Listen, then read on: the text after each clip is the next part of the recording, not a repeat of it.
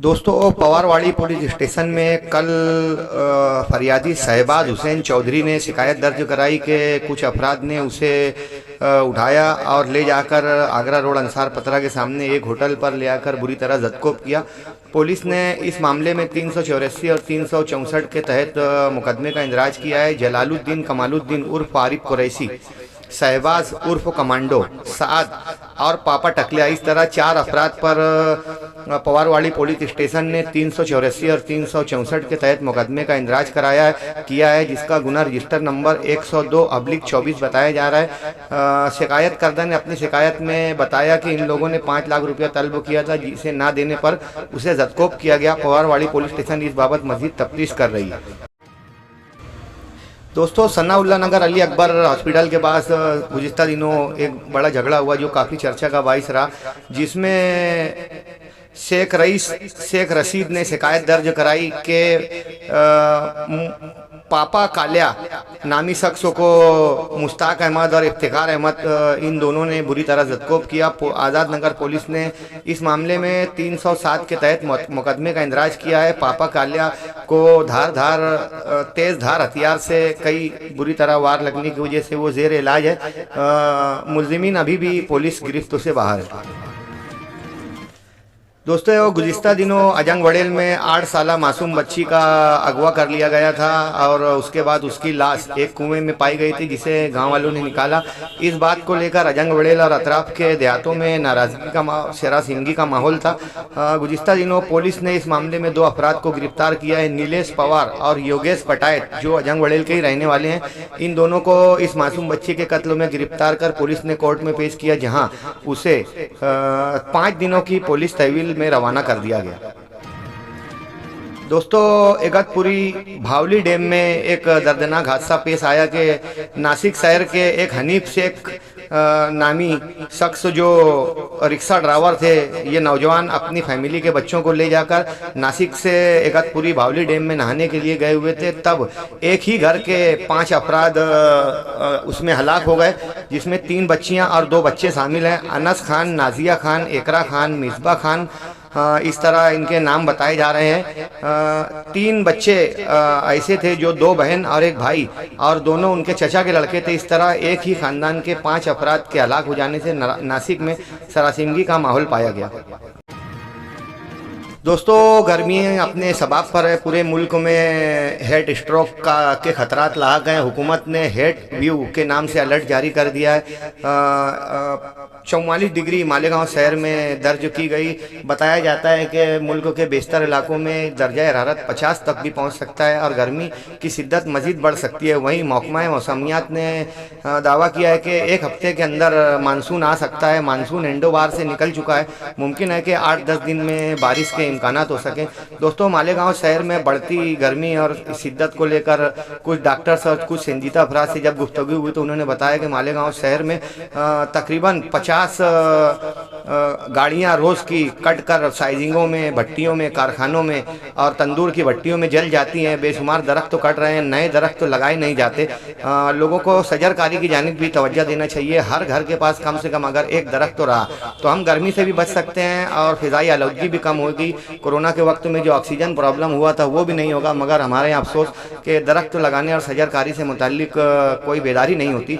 उलमाए कुराम को भी इस जानिब तवज्जो देना चाहिए कि शजरकारी भी सदका है। लोग अपने घरों के अतराफ, अवामी सरकारी ज़मीनों के अतराफ में, ओपन स्पेस गार्डनों के, स्कूलों के अतराफ में, मसाजिद मदारिस के अतराफ में, सड़कों पर अगर लोग बड़ी तादाद में शजरकारी करते हैं तो मालेगांव शहर आने वाले दिनों में गर्मियों से बच सकता है। मालेगांव शहर में मौसम नदी पर बन रहे सैंडवे ब्रिज, जिसे उर्फ आम में सांडवा पुल कहा जाता है, कल रात यहाँ पर ये ब्रिज अंडर कंस्ट्रक्शन है और आजू बाजू में बड़े बड़े गड्ढे हैं। इन गड्ढों में गिरकर एक 60 साला शख्स हलाक हो गया। रात भर उसकी लाश पड़ी रही। सुबह जब लोगों ने देखा तो उसे एम्बुलेंस के जरिए रवाना किया गया। यहाँ रामदास बोरसे और इनकी तंजीम ने एहतजाज करते हुए कारपोरेशन को इस बाबत आगाह किया। वहीं उन्होंने ये भी बताया कि इस ब्रिज के अतराफ में बड़ी तादाद में मनशियात का इस्तेमाल होता है, जिसको लेकर भी अक्सर खतरात लाहक होते हैं। लिहाजा इस इलाके को तामीरी निज़ाम के अलावा यहाँ मनशियात के कारोबार से भी लोगों को रोकने की ज़रूरत है। दोस्तों, पार्लियामेंट इलेक्शन 20 मई पोलिंग के बाद में बेशतर अफराद ने शिकायत की कि उनका नाम वोटर लिस्ट से कट गया है। कई अफराद ने ये भी शिकायत की कि हम लोगों को मालूम नहीं हो सका और हम लोगों की नई वोट बढ़ नहीं सकी। कुछ लोगों का एड्रेस गलत होने की वजह से, नाम यादी में गलत होने की वजह से भी वो वोट देने से महरूम रहे। इस बात को लेकर मालेगांव शहर में बड़ी बेदारी पाई जा रही है। जनता दल ऑफिस से भी वोट बढ़ाने का काम जारी है। जमीयत उलमा ऑफिस से भी इस बाबत नए नाम और नामों में करेक्शन का काम जारी है। वहीं मालेगांव शहर के बेशतर सोशल वर्कर्स भी जानिब तवज्जो दे रहे हैं। लोगों को मजीद इस बाबत तवज्जो देने की ज़रूरत है। सोशल वर्करों को वार्ड वाइज, इलाका वाइज, गली वाइज, ताकि आने वाले दिनों में कारपोरेशन और असम्बली के इंतखाबात हो तो हमारा जमहूरी हक हम बेहतर तरीके से और अक्सरियत से इस्तेमाल करें, इस जानिब कोशिश करने की ज़रूरत है।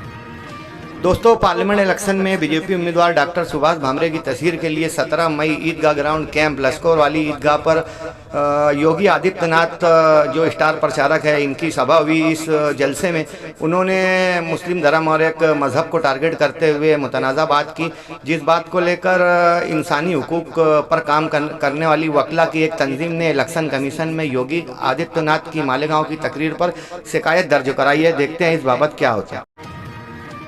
दोस्तों, 1.5 साल से जायद का अरसा हो चुका है कि कारपोरेशन अदारों पर प्रशासक का राज है। कारपोरेशन इलेक्शन नहीं हो रहा है। अब ऐसे में सुनने में आया है कि जुलाई महीने में ओबीसी आरक्षण से मुताल्लिक कोर्ट में समाअत है। ये मुकम्मल होने के बाद में जून के बाद अगस्त महीने में कारपोरेशन के इलेक्शन हो सकते हैं। महाराष्ट्र भर की दीगर कारपोरेशनों के इलेक्शन का अगस्त में ऐलान होते ही इससे पहले भी जो उम्मीदवार थे वो कहीं ना कहीं से सरगर्म हो गए थे। अब अगस्त में ऐलान होने के बाद में मुमकिन है कि दोबारा ये सरगर्मी शुरू हो जाए, मगर अभी हतमी तौर पर कुछ कहा नहीं जा सकता कि कारपोरेशन का इलेक्शन कब होगा। बहरहाल बेशतर अफराद ये बता रहे हैं कि अगस्त में कारपोरेशन के इंतखाबात मुमकिन है, क्योंकि बीजेपी राम मंदिर के मामले को, इस माहौल को कैच करना चाहती है और शिंदे और फडणवीस सरकार भी इस बात को यकीनी बना रहे हैं कि कारपोरेशन का इलेक्शन जल्द अज जल्द ले लिया जाए।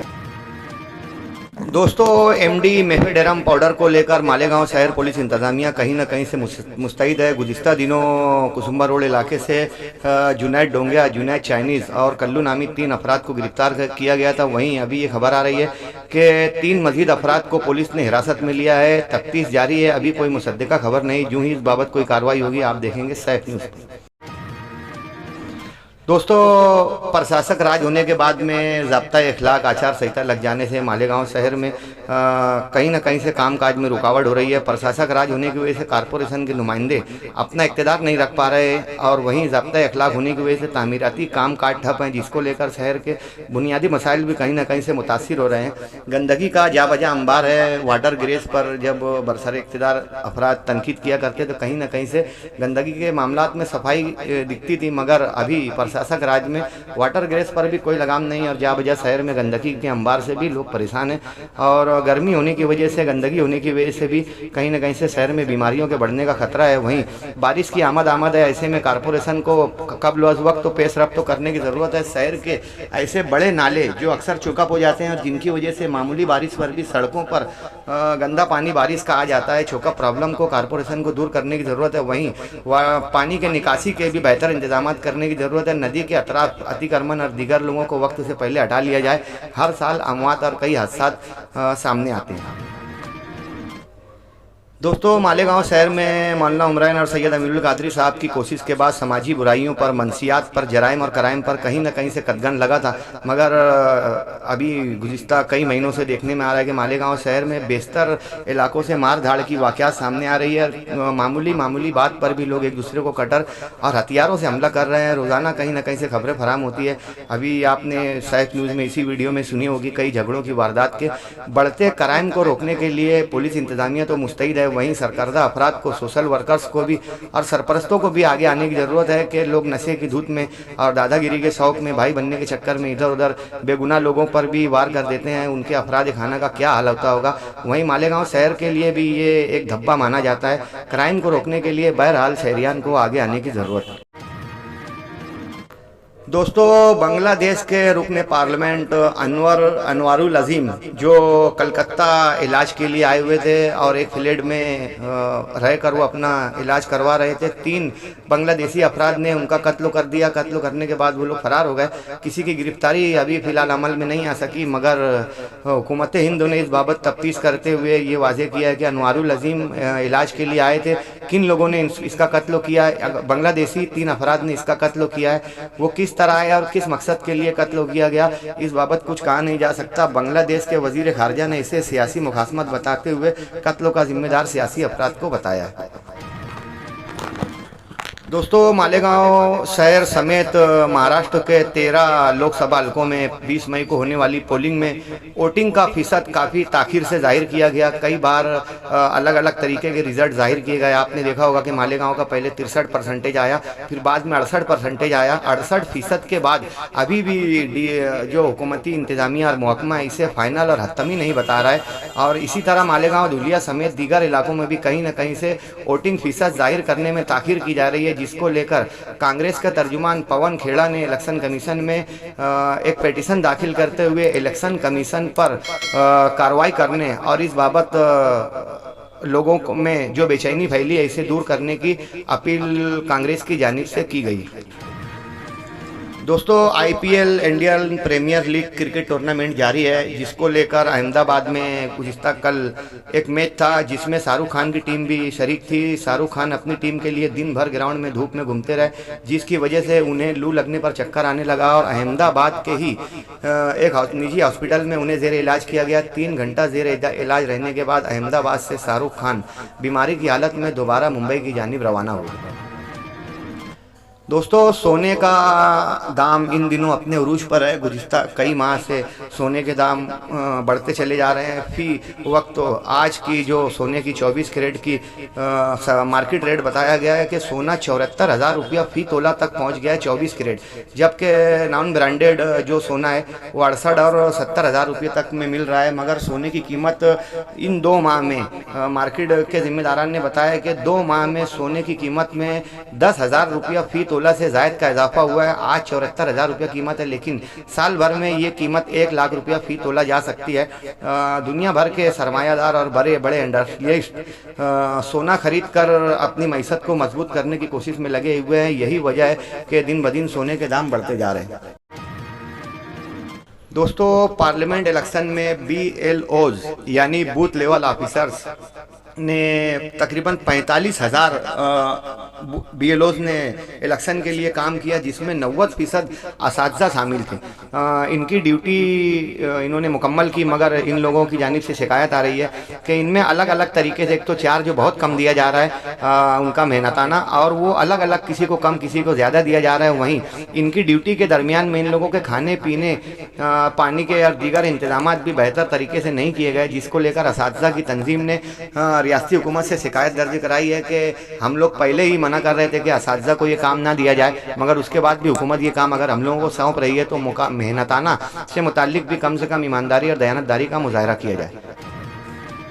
दोस्तों, घाट कोपर इलाके में एक पेट्रोल पंप के पास में बहुत बड़ी एक होर्डिंग गिर जाने से 17 अफराद हलाक हुए, जिसे होर्डिंग एक्सीडेंट के नाम से बम्बई में ये वाक़या बड़ा मशहूर हो रहा है। और कई सोशल वर्करों ने इस बाबत शिकायत दर्ज कराई है कि हिंदुस्तान भर के तमाम शहरों में बड़ी बड़ी होर्डिंग्स लग जाती हैं और होर्डिंग्स के अंबार हो जाते हैं, जिसकी वजह से हादसा अक्सर होते हैं और जगह भी वाज़ेह तौर पर समझ में नहीं आती। इन होर्डिंग्स के अंबार में कहीं ना कहीं से ज़हनी झंझट भी महसूस होती है। कई सोशल वर्करों ने कई नुकात पर मुश्तमिल हुकूमत को एक अरीज़ा दाखिल किया है कि होर्डिंग की तादाद कम की जाए और इनका पैमाना तय किया जाए ताकि मुल्क को हादसा से बचा रह सके। दोस्तों, गुज़िश्ता 2 रोज़ से प्रकाश अम्बेडकर के जरिए ये खबर दी जा रही थी कि उद्धव ठाकरे इलेक्शन रिजल्ट के बाद में बीजेपी के साथ अलायंस करके मरकज़ में वजारत वगैरह और अच्छे मुफाद हासिल कर सकते हैं। इस बात से रियासत में बेचैनी पाई जा रही थी, मगर शरद पवार ने आज सुबह प्रेस कॉन्फ्रेंस लेते हुए इस बात की तरदीद की और कहा कि हम लोगों का जो महाविकास अघाड़ी है ये नहायत मजबूत है और किसी भी हाल में उद्धव ठाकरे और NCP हम लोगों की किसी भी हाल में बीजेपी के साथ शामिल नहीं होगी।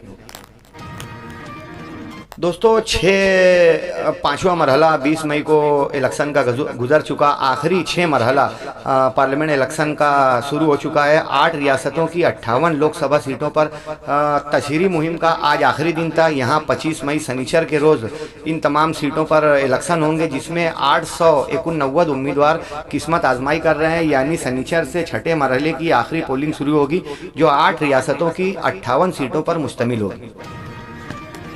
दोस्तों, बीजेपी लीडरान और बीजेपी स्टार प्रचारक बीजेपी ओहदेदारान की जानिब से मुसलसल शरंगेजी और नफरत आमेज मुतनाज़ा तकरीर करने को लेकर कांग्रेस ने इलेक्शन कमीशन में शिकायत दर्ज कराई थी, जिसको लेकर इलेक्शन कमीशन ने बीजेपी के सदर जेपी नड्डा को एक खत लिखकर इस बाबत आगाह किया और उन्हें मना किया कि नफरत अंगेज और मुतनाज़ा तकरीर से बचें, बसूरत दीगर इन पर कार्रवाई होगी। वहीं जेपी नड्डा से ये भी कहा गया कि इस हुक्मनामे को वो अपने बीजेपी के तमाम स्टार प्रचारकों तक भी पहुंचा दें।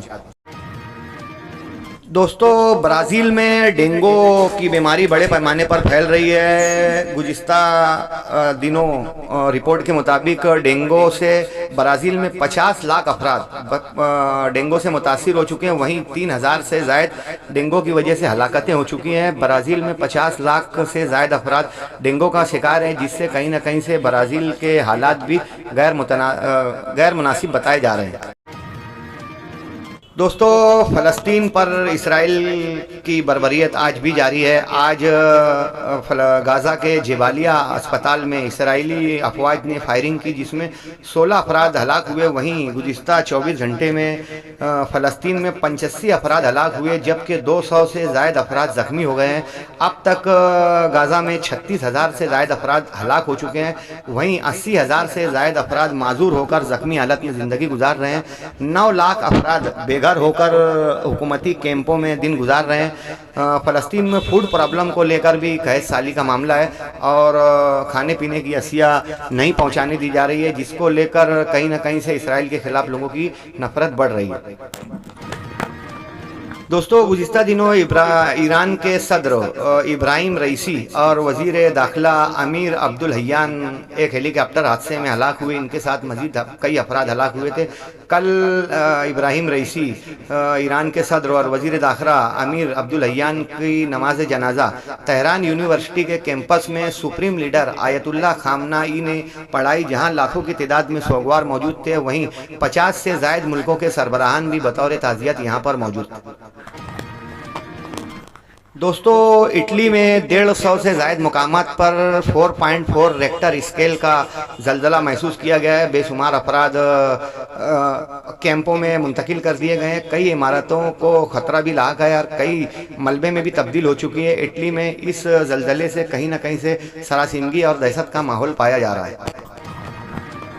गुज़िस्ता मोदी हुकूमत ने 370 का नफाज करके मुल्क की अकलियतों को बेचैनी में डाल दिया था, जिसको लेकर एक पिटीशन दाखिल की गई थी कि 370 आर्टिकल पर दोबारा सुनवाई की जाए और इसे रद्द किया जाए। और इसकी समाअत जारी थी कि सुप्रीम कोर्ट ने कल इस बाबत फैसला सुनाया कि दफ़ा 370 की जो धारा है, आर्टिकल है, ये ख़त्म नहीं किया जा सकता। ये मुल्क के मुफाद और कानून के खिलाफ है कि कोई भी रियासत का बासिंदा वो सिर्फ मरकज़ की शहरियत रख सकता है। डबल शहरियत और दीगर इख्तियारात को लेकर सुप्रीम कोर्ट ने 370 खत्म करने की अर्जी को खारिज कर दिया।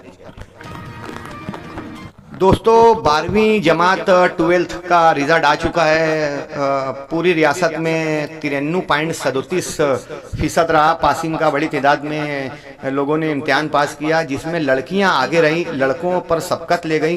पूरे मुल्क भर में लड़कियां आगे रहीं। वही मालेगांव शहर में भी कई स्कूलों में 95, 94 यानी हर जगह 90 से ऊपर और 1-2 स्कूलों में 90 से कम फीसद पाया गया।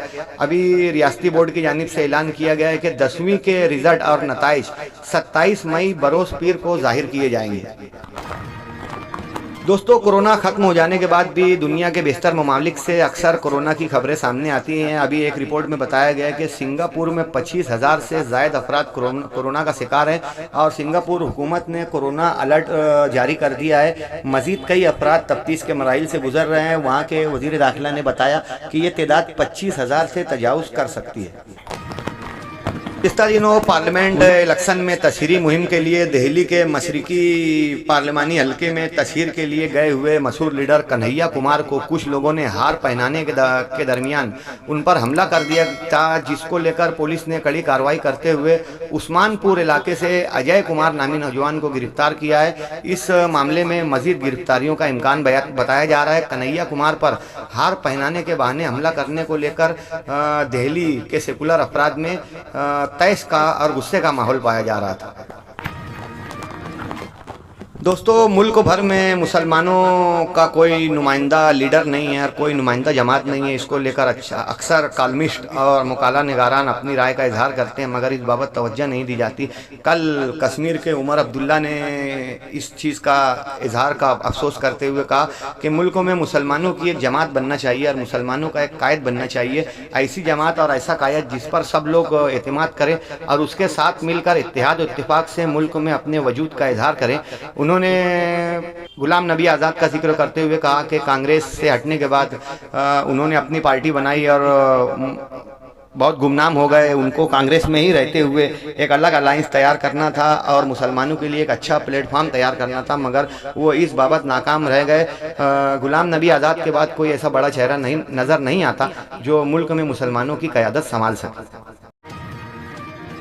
दोस्तों, इसराइल के खिलाफ में दुनिया भर के ममालिक सामने आ रहे हैं। कल आयरलैंड, नॉर्वे और स्पेन, इन तीनों ममालिक ने फ़लस्तीन को एक मुल्क करार दिया, उसे आज़ाद रियासत करार दी है, जिसको लेकर इसराइल और अमेरिका कहीं ना कहीं से इन तीन ममालिक पर चिराग पा नज़र आ रहे हैं।